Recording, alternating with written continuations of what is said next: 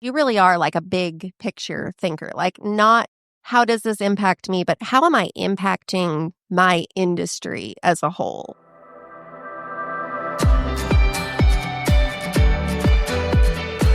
Welcome to Leaders of the West, a podcast for innovators and changemakers. I'm your host, Jessie Jarvis, the founder of the West, and I'm sitting down with agriculturalists, entrepreneurs, executives, and everyone in between with the goal of digging into the strategies, mindsets, and lessons that have been crucial to the success of ag and Western.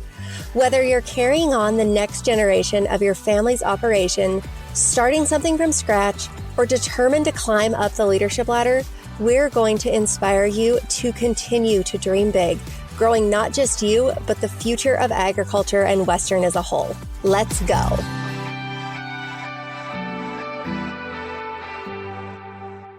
Well, welcome today. We are live recording Leaders of the West here in Dallas, Texas at Dallas Market Center. We did this back in August. We are here in January. We have some listeners in the audience, and then obviously we are bringing this back to where people at home can listen to this in a few weeks. So if we're talking about those in the audience and you're, well, I'm not in the audience, I'm in my car, I'm in my tractor, that is why. And vice versa. If we're talking about something in the moment, sorry that you're missing out. We're going to do our best to kind of patchwork this together. We have some awesome guests today, 4 incredible women who represent a wide variety of people and groups within the Western lifestyle realm.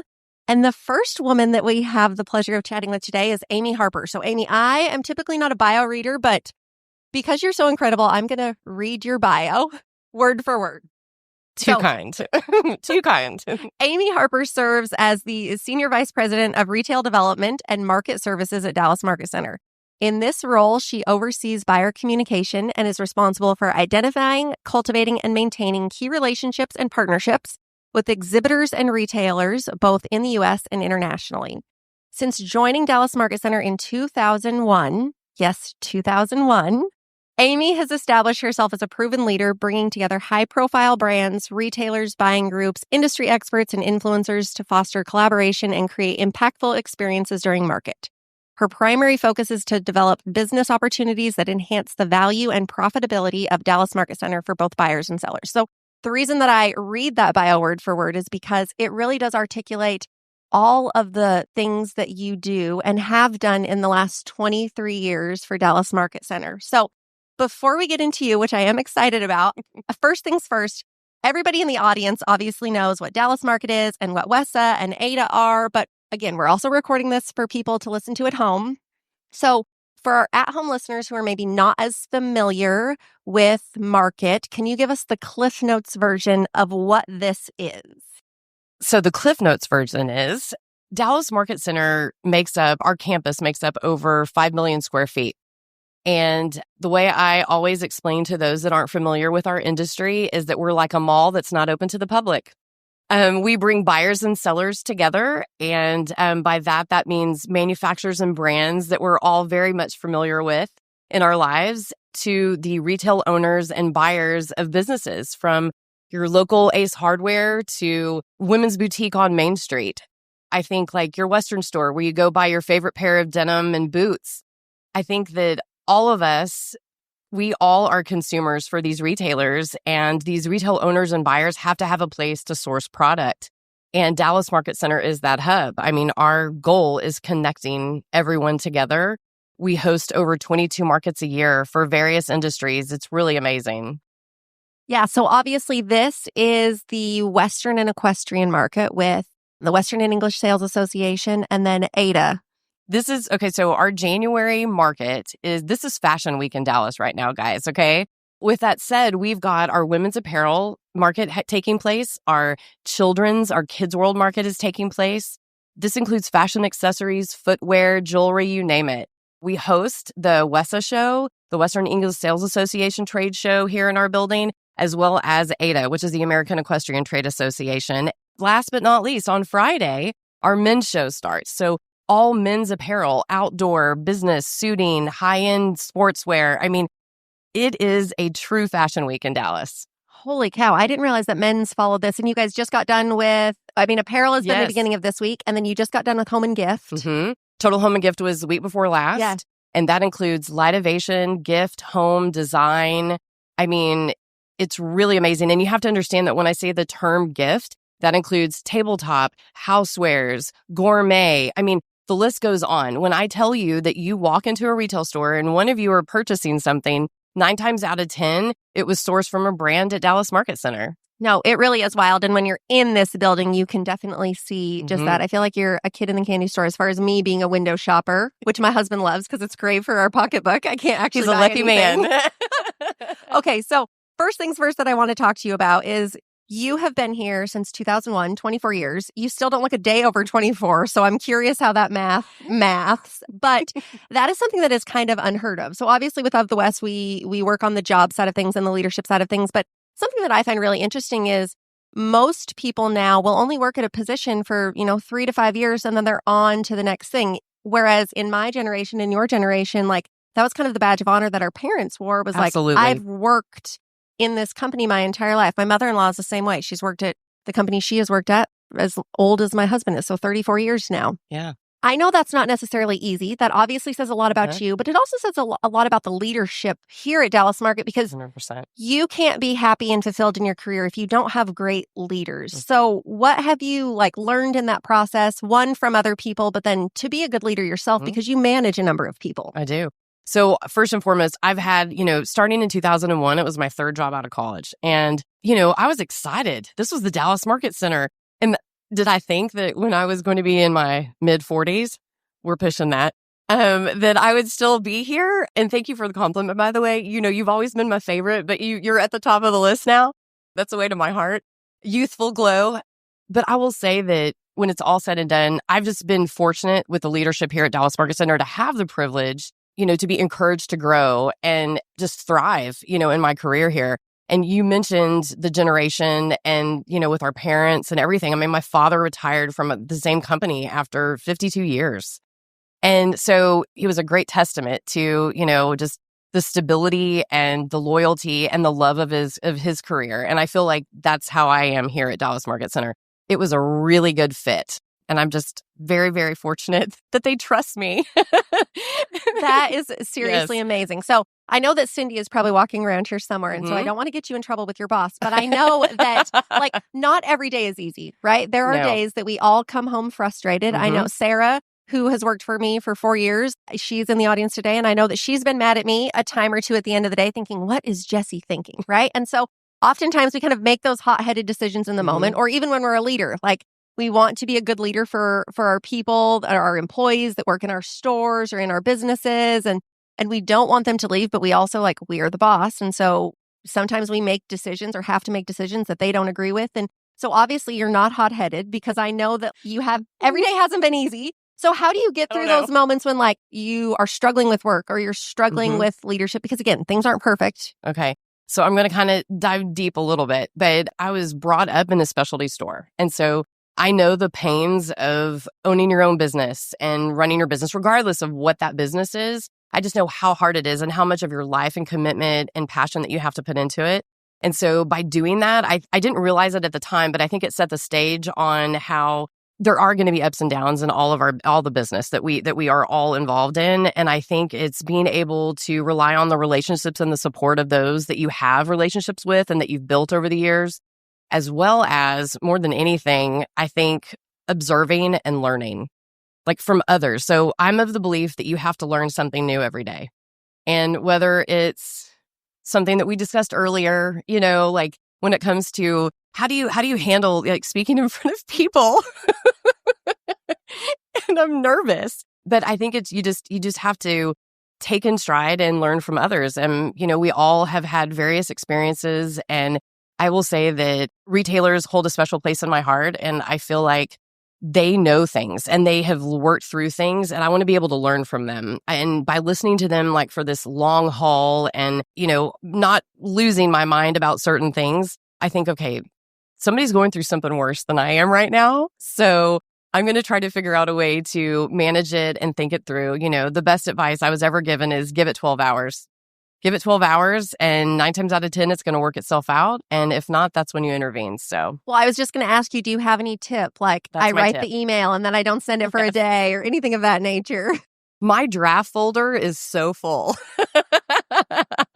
Note to self. Right? No, yeah. And sometimes it's just getting it out. And I think that's how I handle it. And I have to say though, I do have a lot of people on my team, but they're incredible. And, they just have as much passion and drive as I do. And I love that, having that sense of urgency, I think with, and loving what you do, I think it really makes a difference and a great team. Mm-hmm. No, absolutely. Okay. So the other thing that I think is really monumental, again, you've been here for 24 years now, which is great because you have all of this inherent knowledge. You have seen Dallas Market Center rise and innovate in such a way, which is wonderful because you then don't necessarily make the same mistakes that have been made in the past. Mm-hmm. But then that it can also kind of stale you because you could be the person that's like, well, that's not how we did it back in 2001, which we all know a lot of businesses that are like that.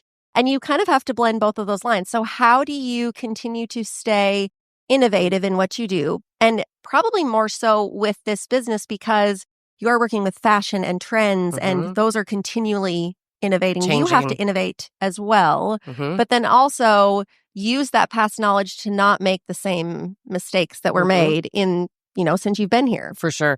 I think the long haul side of it is going back to that observing and listening. And when I first started working here, one of the things, I was hired by this really spunky, fiery lady, and she was amazing. But she came to me and asked me, and she said, what do you think we're missing? And one of the things that I, being younger, and I knew a lot about wholesale and retail, but I was always interested in what was happening within the retail stores. And I think that we created a retail advisory board. She decided who wanted to, she wanted to pick on the board. I picked a few, she picked a few. And we created this. And after, 24 years, I still have that board going. And I think that board is a testament to their passion in the business, but it's the knowledge that they share at these meetings. We have them in all various industries, not mine. I mean, not necessarily the board that I'm referencing, but this group of retailers that I have worked with over the years have really guided us and helped us with making changes and making decisions. Some of the things that we have to think about are dates and, how does this happen? Does this affect the Western industry? We all know the NFRs in December. We would never do anything during December. Do you know what I mean? Like, we have to think about all that kind of stuff. So I think that listening to our brands and our manufacturers and our buyers really is how we push forward. Mm-hmm. Well, and I think that is so applicable for any of us. If you're a retailer who's listening to this, like the same would apply then for your customers and your consumers. Or if you are in an ag business of some kind, then the same is going to apply to your customers and the brands that you work with. It's one of those things that can be taken across any sector of the industry. I think listening to them and knowing, and really listening to them and thinking, okay, I can't help them with this topic, but I am hearing what they're saying on here. And maybe we need to make changes in our business to help, because if one retailer is providing you with this feedback, others are going to be providing the same. And I will say that our leadership here at Dallas Market Center, we are family owned and operated. And I think that is a testament to why we listen to our family businesses.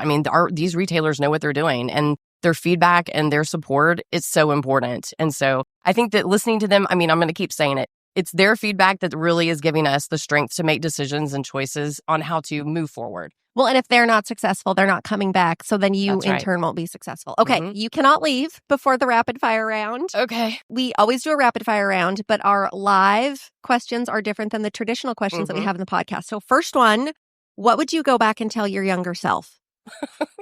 Always have a sense of urgency.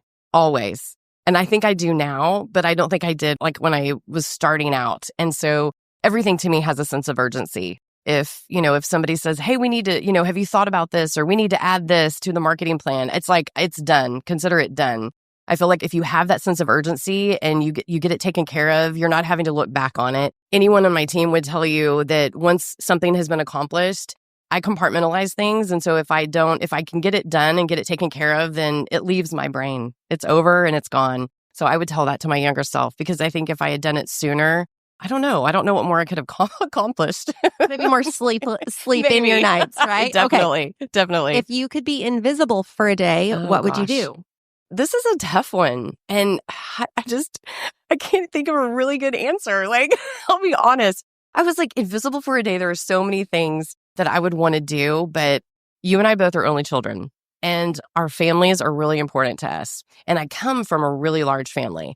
So one of the things that I would think is to be invisible, I would have loved to have shadowed them in their younger years, like my grandparents, and just to see what they did, because most of them were business owners. And I just would have loved to have seen how they made their way for their success. So is that good? Yeah. Okay. I feel good about that. What is something about you that people would be surprised to know? Now, for those people that know me, they think I can talk to a wall, okay? That I could just talk for days. I think like I'm an extroverted introvert. So we are around thousands of people. I mean, there are thousands of people here at Market this week and 2 weeks ago. And I'm surrounded by people, amazing people all the time. But at the end of the day, I want to go home and I need alone time. So it's not the greatest answer, but I will say, like, I don't like to be around large crowds if I'm not working. I want to be surrounded by my family and my friends, and I just need intimate settings. So yeah, it's really not that exciting. Do we think that's an only child thing? Because I am totally that same way. I wonder if that's like a common thread. I'm gonna say so. I mean, my son is an only child, and I will say that there are times where he's like, I just need time. And I'm like, I totally get it. Like, some people don't, but I do. You just need it. It's like to heal and, refresh your brain. I don't know. Well, I can totally relate to that. And I'm sure a lot of you guys can as well. Well, Amy, thank you so much for spending some time with us. It's been such a pleasure. This has been so fun. If you guys are here in the crowd and you haven't gotten to meet Amy, I highly encourage you. She is somebody who I really look up to and absolutely love. I would consider her to be one of my ride or dies in life. And so it was a joy to share her with you guys today. Thank you, Jessie. This has been so much fun. And I hope to meet all of you. Okay. We have our next guest today, Joli Summers. Jolie, you are somebody who I have known and have been introduced to through Market Center, maybe 7 or 8 years ago. Yes, at least that long. Yes. And so I am excited to get to share you with our audience, both here in person and at home today. You are a brand owner. You have Crazy Consuela and Howdy Hanny. Mm-hmm. Let me read your bio, actually, so that I can tell people a little bit more about you. Nestled in the heart of the Panhandle, Jolie is blessed to live the life of a cowgirl and clothing designer along her husband, Kobe. Together, they run a horse breeding operation, a feed yard, and Howdy Hanny, while wrangling the youngest of their 3 boys, who is 3 years old, which is, again, you women, how well you look, I don't understand. You have 3 businesses and kids and all of this. So Howdy Hanny was born out of a desire to design clothing that balances practicality and femininity. Jolie wanted to create apparel for women that could be worn while driving the feed truck in the morning, hauling horses to the vet, and then confidently attending a business meeting in the afternoon, which you are wearing right here, right now, which is perfect. So, Jolie, you have been in the apparel business a very long time. You launched this new brand in the last couple of years. Can you talk a little bit about what led to that launch specifically and how, even though you are a veteran in the industry, new ventures are still like your first rodeo all over again? Yes. So, kind of like what my bio said, I do kind of wear a lot of hats at home. And I just saw a need for practical, cute clothing at a great price point that was still classy and modest, but something that you could wear, like I said, to drive, because my mornings sometimes do. I'm driving a feed truck and then I'm having to take a horse to the vet. And then, oh, geez, I have a Zoom call and I haven't even combed my hair. So I wanted to design something that was comfortable, good price point, and could be worn in all those aspects. I can totally relate to that. I will tell you, I probably shouldn't admit this, but yet here I am. There have been a number of occasions where I have gotten done feeding in the morning and I have my long johns, but I specifically buy black long johns or like wool layers, because then all I have to do is strip my feed clothes off and I have a denim shirt in my office and I put that on and it looks like I'm wearing normal outfit, but in reality, I'm taking this Zoom call in my long johns, but nobody would ever know. So no, don't get the red union suit. People are going to know if that's what you're wearing, but they won't notice if you have the black on. Yes, that's right. Because you are busy. And it's one of those things. So I can totally relate to that. And I know a ton of your customers can relate to that as well. That's right. And I try to, pick fabrics. Like, for instance, the shirt, you don't have to iron. It doesn't wrinkle. Just practicality. Putting yourself in the shoes of your customer, I think, is very important and vital in that, because okay, well, if I don't have time to do this because I'm a busy mom and I have kids that are going, like, if I'm not ironing shirts, chances are my customer isn't either. So how can I make it easy for her so she doesn't have to do that? Or, whatever that may be. I think anytime that we can wear, and that goes back to a lot of what Amy said too, anytime that you can really listen and solve the problems of your customer, that's when you always win out. Right. So one of the things that I always admire in the fashion realm is the fact that you're always working seasons ahead. So right now you are showing fall 2025. You're working on lines for 2026, and we are in January of 2025. So you're working a year, sometimes a year and a half out, but you're also selling for the future and you're working in the present. There are retailers who still need things that will be on their shelves next week. Right. How do you keep that all straight in the sense of working ahead, being in the present, noticing trends, not forgetting that in a couple of weeks it's Valentine's Day and your son is going to need those things at school? Like, how do you keep all of that together? Because I know that is stressful for a lot of women and business owners. That's a great question, Jessie. And it's one I'm honestly, to be honest, struggling with, like for that very reason. There's just and I feel like we have so many different customers. Sometimes stores want it immediate. Sometimes other stores are ordering as much as 12 months out. So the long and short answer is I just recently hired on a designer to help me also. And just thinking about the customer ahead, and also I have in the mornings is my creative time. And so that is when I focus on that, and really I have a quiet time to be able to focus on all of that, because I'm honestly looking at all of that, 18 months out, trends 18 months out. Oh, how can I bring the Western flair to trends that are mainstream? Things like that. And then also living in the present and not forgetting the moments of, taking Clayt to different games or whatever that is, as far as being involved in their lives in the now. It's definitely... It's so hard. And that's why I found, and I get up really early for that reason. I get up at 4:45 or 5. And I get all of my I move those big milestones first. And then I work on the other things that may not be as top priority. And so that, this, I might get a call from my husband at, 8:15 and be like, hey, babe, you got to take a horse to the vet that's 2 hours away, So I try to do that too, so I have room to be able to be available for Clayt and for my husband. I tell you what, I can relate to this, which is why time blocking has never worked for me. People swear by time blocking, block this time out in your calendar and you just know that you're going to do these things all day. If my husband calls and says, hey, I have a flat tire on the desert and I need you to bring me a new pickup and horse trailer, well, there went that 2 hours of time that I had time blocked to do this thing in my business. So what types of things have you found that help you with that? Is it waking up super early in the morning, getting those things done? Is it having a day in your calendar once a month where you are off limits to everybody and you just are your own woman to get everything done? Nobody can bother you. What are your secrets? I wish I could say that, but no, no. But I will say me and my husband both view our businesses as our businesses. So he knows that he can call me and ask me those or come feed or whatever.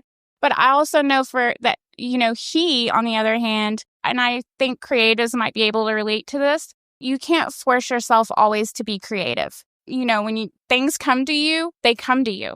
And so sometimes I will call my husband and be like, hey, I'm in a creative mode today. I need you. I need you to handle all the things. And so he will, take my son to school or whatever. And he knows. And I'm blessed, with him so much to be able to work back and forth. And we work really good as a team and view both of our business as equally important as that. Well, and that's one thing too that I also relate to, because he can call you to say, hey, will you come help me drive the feed truck? You can't necessarily call him and say, hey, I need to design a couple shirts for this many seasons out. Can you take over that today? Yeah, he's definitely Denim Dan. That's what I call him. We would be calling this the Canadian Tuxedo Collection with 10 different shades of denim. That's 100% sure. Sometimes he just looks at me like, Jolie, are you? But he's like, I know that's going to be your bestseller. That is hilarious. Okay, we've got to get you to the rapid fire round too. So you get the same questions that Amy did. what would you go back and tell your younger self? That I am not in control no matter what. God's in control. I think, I don't know, sometimes we think that we're in control and we're really not, and to listen to those little nudges that he gives you because they're blessings that he's wanting to give you, but you have to listen and let him control your life, not you. And sometimes that can be a challenge. I know that from experience. 100%. If you could be invisible for a day, what would you do? Oh my gosh, this was such a hard question for me. So I was like thinking, and I was like, okay, I could go one direction or the other, but I would follow there's top 3 businesses, just be a little fly on the wall and listen how they talk to their team and what they do. I feel like I just have so much growth, and lessons to learn in that area as you're growing so fast. I would just love to just be a little fly on the wall and see how they handle things. I know. Back in August when I asked these questions for the first time, that's what I said. I want to go be a fly on the wall with Warren Buffett. Yeah. I feel like he is such a visionary and a leader, and it would be amazing to hear that kind of high level advice that you would obviously never otherwise get. Yeah. For me, it's like Kendra Scott. You hear how she talks to her team and what she does for her team, how she creates the warehouse, that her team works in. I would just love to be a fly on the wall, how that all really works, Okay, well, we're going to figure out how to put that into the universe. What is something about you that people would be surprised to know? I've already kind of mentioned that, people are like, oh, well, you're a clothing designer. You're always put together. And no, sometimes I haven't, I don't have it all together. Sometimes I don't comb my hair, I look. And then the other one is that I worked on a sheep ranch in Australia for 6 months when I was 18. So that's always a fun fact. I definitely did not know that. Yeah. I will also say, though, that what is that saying about the cobbler's kids have no shoes? I feel like I also know this about my cosmetologist. She will always tell me if I give her a compliment, she's like, oh, I haven't had time to get my hair done. Because she's too busy doing other people's hair. So yes, I think a lot of people relate to that. I'm supposed to be in fashion and look put together, but I actually don't because I'm giving everything to everybody else. Yes. Yeah, for sure.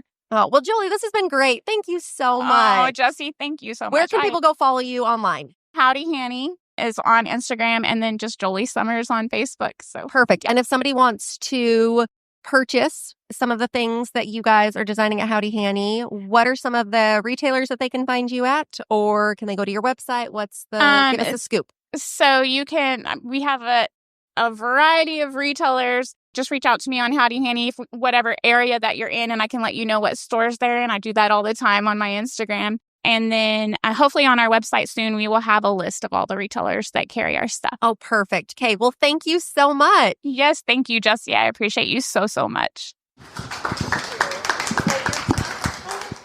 I feel like we've been up here for forever, and that we're running through our guests, but we're not. Jessica, you are one of, I don't think that people know this.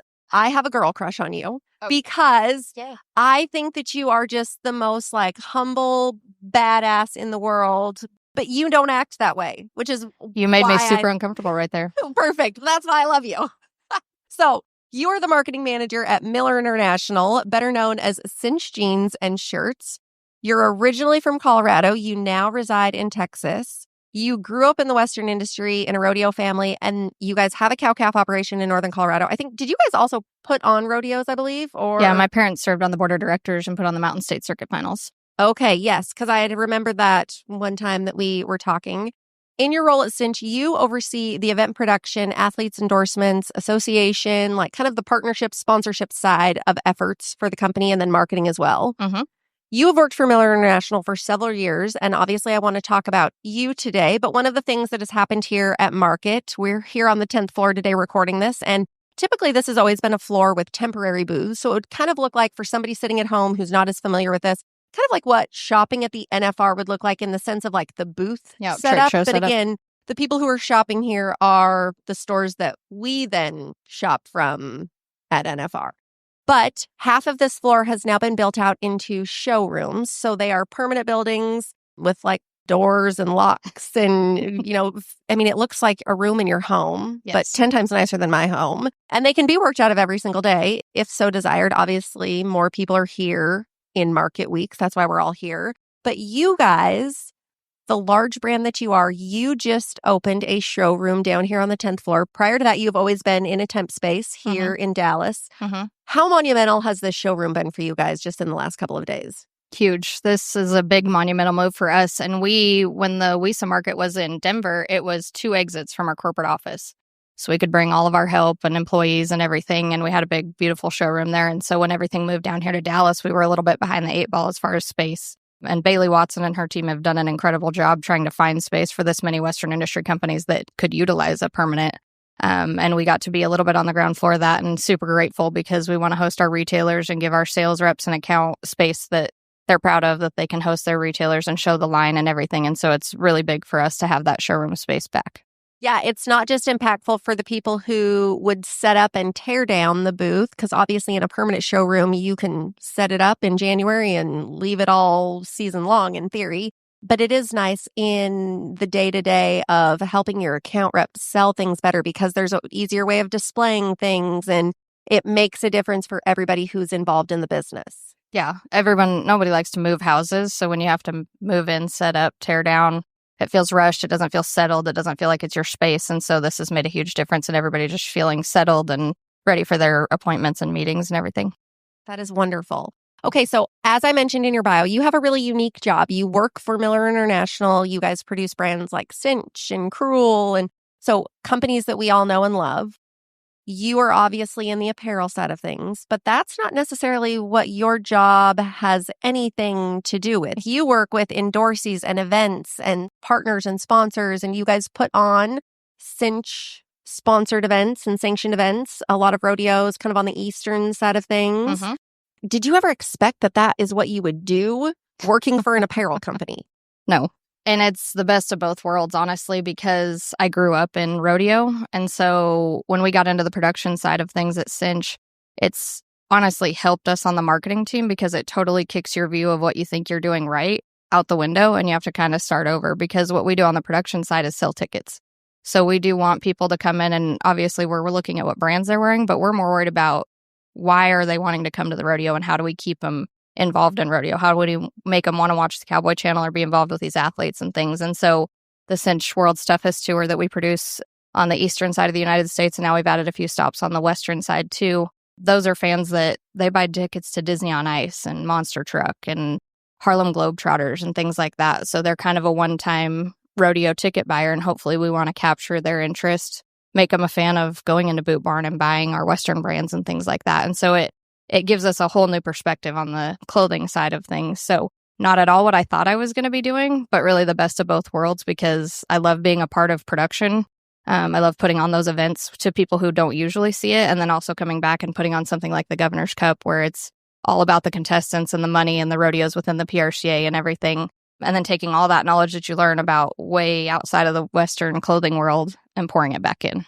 Well, and that has to be so meaningful in the sense of somebody could potentially go to their first rodeo because of a ticket that you guys sold them, and then feeling the weight and the pressure of how do we make sure that they buy their ticket to a second rodeo? Like, how do we convert them into a Western lifestyle enthusiast and fan and supporter? Yeah. And for us, like, we're trying to utilize brands that we're industry partners with. And so Durango Boots is one of our partners. Boot Barn's one of our partners. We took Resist All hats to sell in the merch booth.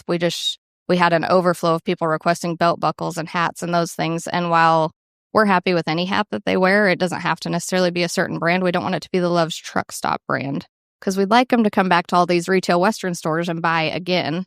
And so trying to put product in that merch booth that they're going to affiliate with when they maybe walk into a Boot Barn or a Cavender's or any, farm and ranch store they might recognize because of something that they saw or experienced at the rodeo. Well, and you have even told me, obviously, you have brand loyalty. You want us all to be wearing Miller International products, but two, as long as they come in through the doors, you don't care if they're wearing a competing brand because you just want to keep them in our industry. And I think that is a very noble and honorable thing. Yeah. And it's fortunate. Like I said, it totally changes our perspective when we're there. You look at it from a totally different scope. And I think that's useful because we can all get a little too much tunnel vision sometimes. Well, and then on the flip side of that, so you work with people who it's literally their first rodeo. And then the other side of your job is working with your professional athletes and endorsees who this is definitely not their first rodeo. Rodeos are their full-time job. So how do you kind of like flip the switch in your mind in that? Because they are on completely opposite sides of the spectrum in that sense. Yeah, I think I get a fortunate view from that, from being able to be a contestant a little bit. And I traveled with a contestant that made the NFR. And so I try to take a big step back when we're making decisions, because for those guys, they do have tunnel vision on what their competition looks like, where they're going, how much it costs them, what it's going to pay, things like that. And so I try to see it from their point of view when we're in that vein of business. And I also try to bring to them, let's look at this from the bigger picture, because it's not just about you as an individual athlete. While this is an individual sport, we need to make the sport better as a whole. And so I think I try to just switch lanes every now and again, but stay on the same highway if I can. But it sounds to me like, and I know this about you already, but in these answers, you really are like a big picture thinker. Like, not how does this impact me, but how am I impacting my industry as a whole? Have you always been that way? I don't know. People tell me that I mean, I do try to have perspective, but I mean, I think as you learn more about your personality, the older you get, I'm very empathetic, and I try to be empathetic towards what is the problem for somebody else. So I think I didn't know that about myself until I started getting into some real world situations and seeing that I try to look at it from different points of view. You found a new skill that you didn't necessarily know that you had? Yeah. Wouldn't we all like to be able to do that? I feel like I unfortunately know all of the skills that I'm good at, and it's a very short list. Like, I'd love to find a new random talent that I could excel at. You have a lot. You just don't talk about your own very often. I don't know about that. Okay, one of the last things that I want to talk to you about, and then we'll get to the rapid fire round too, is one of the other things that I really admire about you is anytime that I ever talk to you and I give you a compliment, your answer is always some form or fashion of, well, thank you for that, but I couldn't do it without my team. I even remember one time that I saw you in Vegas and I asked you, I said, oh, are you going to get out of here on, Saturday afternoon or Saturday night? And you said, no, I'm going to tear down the booth. And I was like, you're going to stick around and tear down the booth? And she was like, yeah, I'm not going to make everybody else do that. Like, I'm going to sit around. Like, if they're going to do it, I'm going to do it. You are very, very team oriented. Did you have leaders around you who were like that you then learned that from? Were your parents, I'm assuming, like that in the rodeo production side of things? Because that is a skill that not everybody has. I mean, I think anybody Western ag industry, like, we had a lot of brandings. It takes a lot of people to make a branding happen, even though it's usually dad yelling at everyone. But I think it was learned a little bit, and I think subconsciously, and I didn't know until started putting it into action. I don't even notice about myself, but I mean, and I think anybody who has a team around them knows that you can't do it without them. If you could, you'd just do it by yourself. First and foremost, we have ourselves involved in so many great things that it's going to take multiple people to do it. But I think for me, I never knew this type of job existed when I was growing up, even though it was Western industry related. And so there's a lot of people that built a road that I'm getting to just drive on and hopefully make better and pass on. But for me, it's just never been about something that I've done. And I think that was learned growing up and kind of honed now in working with so many different people. Well, I admire you for that and a number of things. Okay, now our rapid fire questions. Okay.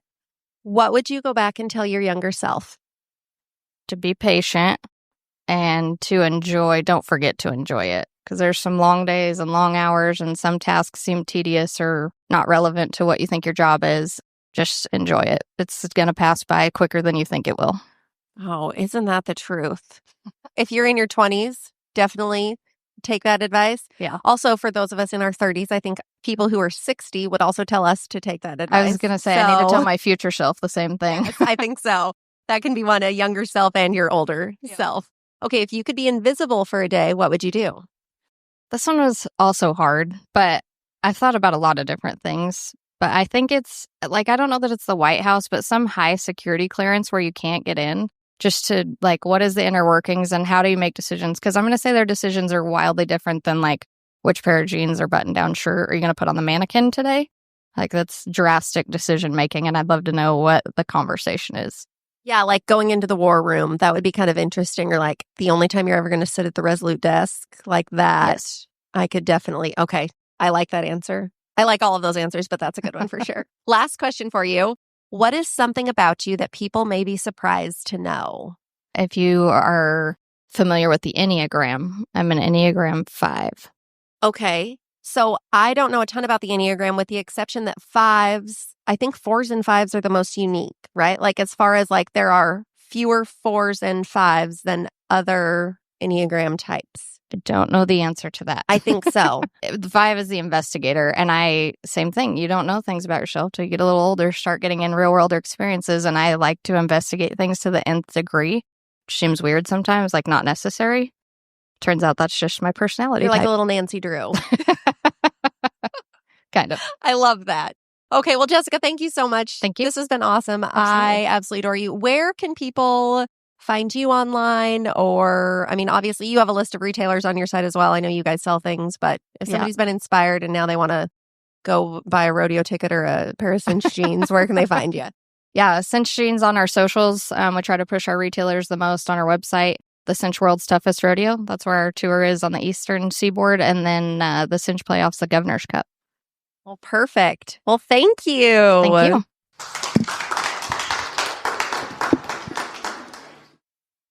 Okay, does she not just look adorable walking up here? Thank you. I feel like our at-home listeners, that's a very unfair comment to make because they can't see you, but it's this. We'll have to take a picture. I mean, I'm and sitting we'll next make to you. we'll make sure to outfit. post it on our story so that you guys can see what we're seeing here. Thank you. Maddie Houser is a lifelong equestrian based in Central Texas. She is an FEI dressage rider and a United States Equestrian Federation bronze and silver medalist. Since retiring her heart horse in 2019, Maddie has taken an untraditional route within the dressage by training and competing quarter horses.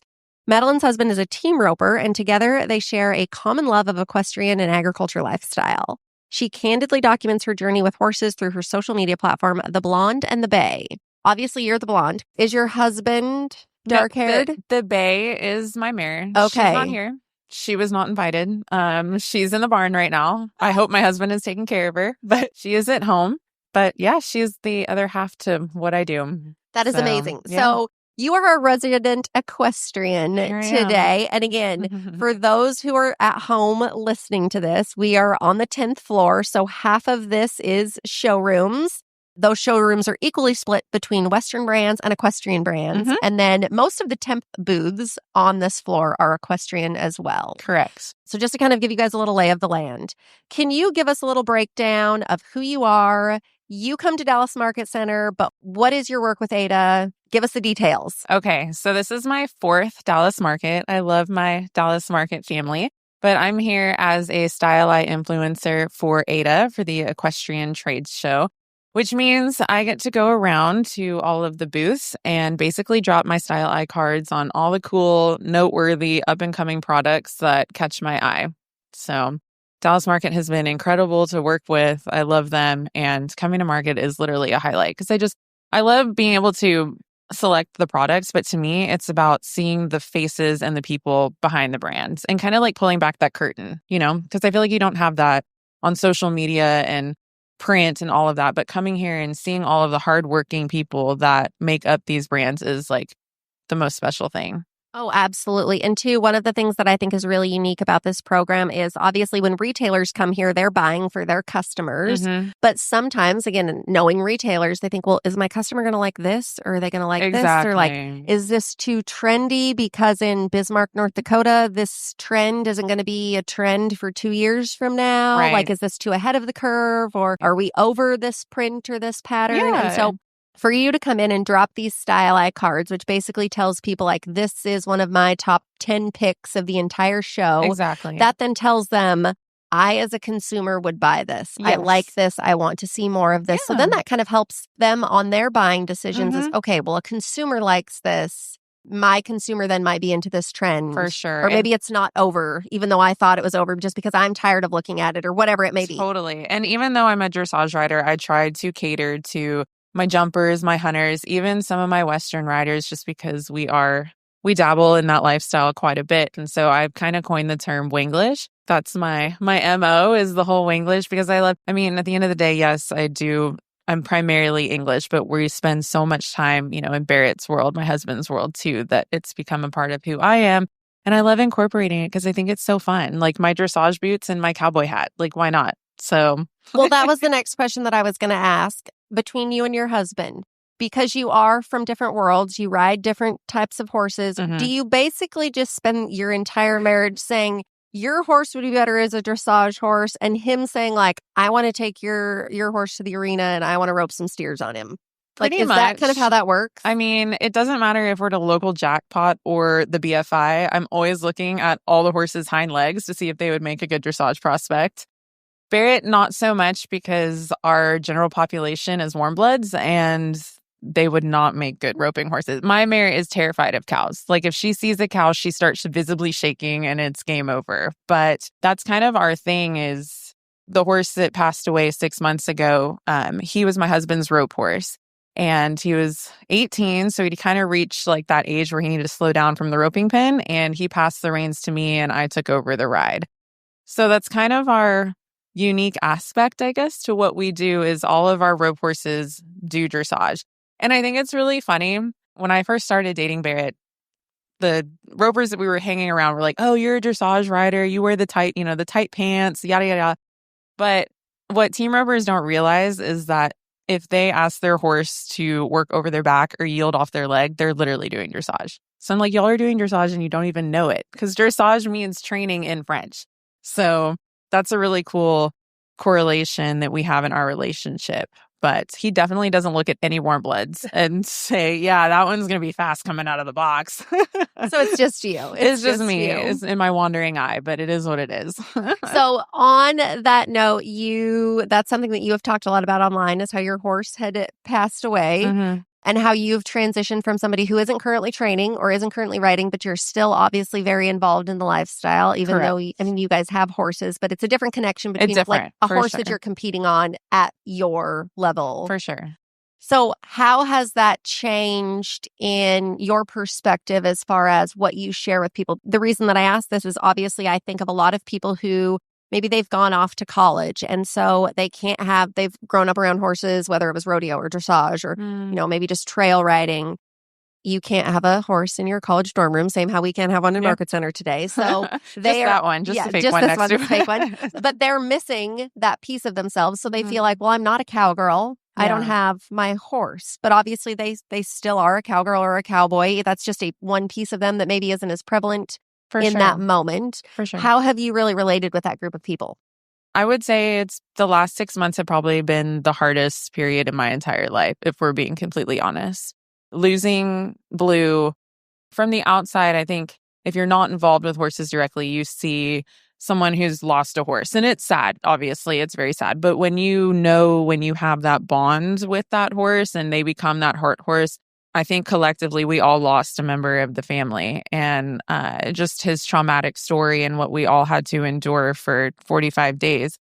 So it changes you as a person, especially when you not only lose the horse, you lose that entire piece of your life. I have been riding since I was 3, and I'm like hardwired to ride. Like every day, get up, get dressed for the barn, go to the barn, train, put the horse away, come home, and like do it again the next day. So I wish I had like a better answer for you, because I'm still trying to figure it out. But I think the biggest thing that I've learned about myself is how to like literally from my core be resilient and get up every day, even when I don't want to. And I'm like, if I have to go clean one more stall and I'm not even like, you reach that point where you're like, I'm not even enjoying it. You have to really dig deep to find the joy in everything that you do. So it's been interesting to try to find different layers of myself that I didn't know existed. I threw myself in bar class because I was like, if I don't stay fit and I'm not riding, it's not going to be good for my mental health. But you learn layers of yourself when like the number one thing in your life goes away and it's beyond your control. And it would be the same if like you're a tennis player and you break your leg and you're out for a year, or you're something else, that piece of you that's craving that in your life kind of dies along. That sounds so depressing, but it's true. It kind of dies along with the horse. And so it's a lot harder than I expected, but every day it gets a little bit not easier. You just learn how to live with it, I guess. Well, and especially in what you do, because it's not necessarily like in the rope horse world. Think like right. Barrett has he has a seasoned horse that he goes and competes on, but then he also has like some backup horses that are becoming like prospects, if you will. That if something happens to that horse or we sell that horse, like I have a prospect to fall back on. And for sure. The competition of dressage, it is not necessarily that way. No. It can be obviously for somebody with a number of horses in their The barn, but it's professionals, yeah. again, it's a different scenario as far as like the level of competition For sure. that you would experience there. But It how is. have you related to other people who have been going through that same thing? I'm sure you've had a lot of outreach of like, hey, thank you for sharing about this. I've been dealing with this too. 100%. And that's the beautiful thing about, I've been, I guess, quote, an influencer for 10 years now before influencers were even a thing with the Blonde and the Bay. And I've always prided myself on being very open, to an extent. Obviously, you're not going to share your entire life online, but that's really helped build my community. And I would say since we lost Blue in July, the amount of messages and just like general outpouring of love that we've received as a family has been overwhelming. One of my very close friends started a GoFundMe to help us pay for Blue's medical bills because he was uninsured and he was in the ICU for 45 days. So you can do the math on that one. And, as much as I tried to protect myself, I feel called to tell my story because, as I mentioned, the amount of people that have messaged me, I just lost my horse, or my horse just went through extreme colic surgery, or I'm a horseless horse girl and I'm not riding either, but I'm still caretaking. How do you cope? And I tell them, well, I again, like I told you, I don't have an answer for you. It just, you have to take one day at a time. So that's been really, really special for me to be able to connect with my friends and followers on a deeper level, a more intimate level. That is amazing. Okay, we're about to run out of time. A So lighter we're going to get topic. right to these rapid fire questions. What would you go back and tell your younger self? Probably, and I still try to tell myself to this day, but that no one can make you feel inferior without your consent. Miss Eleanor Roosevelt said that, but I would probably tell myself that over and over and over again. So, Ooh, I don't know that I've ever heard that quote before. powerful words. My favorite quote. That is good. Okay, if you could be invisible for a day, what would you do? Is it sad if I say that I would just want to lay on the couch and read my book undisturbed? No, that's a great answer. Either that or probably sit in on some of my top respected dressage trainers, and on the Western side too, more so like the roping trainers. And I think to be able to combine the two knowledges from the Western or the roping side to the dressage side would be a really neat perspective to pick up when I'm not reading my book on the couch. That would be my answer. I love that. Okay, last question of the day. What is something about you that people may be surprised to know? So I call myself a Texan by heart. Been here since I was 5 years old, but I was actually born in Manhattan, New York.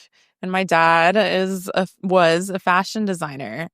And yeah, not a lot of people know that. But okay, yeah. what type of fashion or what brand? So my dad is Barry Bricken, and he was pretty well known back in the 70s, 80s, but well known for his trousers. He got started by carrying swatches out of a brown paper bag and showing them to buyers and manufacturers on their bed and desk and wherever, the opportunity arose.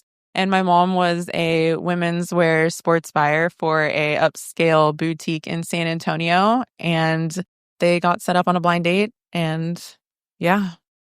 So born in Manhattan. And then when my parents divorced, we moved back to Texas in 1999. Okay, well, that's hilarious because Amy Harper just went wild in the crowd. Yeah, not a lot of people know that. So she just told us that she learned something new today, which that was her thing of like, I need to learn something new every day. So there we go. There you go. Well, thank you so much for having me, Jessie. Spending today with us, for all of our guests, for all of you in the audience today, for our listeners at home here a couple weeks from now. Thank you all for being here. We will be back with a brand new episode of Leaders of the West next week, so stay tuned.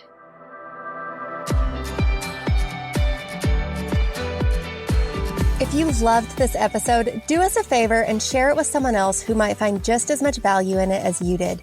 We're on a mission to continue to grow and strengthen the future of agriculture and Western industries, and you spreading the word helps us make more of a positive impact. It also makes a big difference when you take a minute to go rate and review the show. We can't thank you enough for listening, for sharing, and for loving Ag and Western as much as we do. We'll see you back here for our next episode.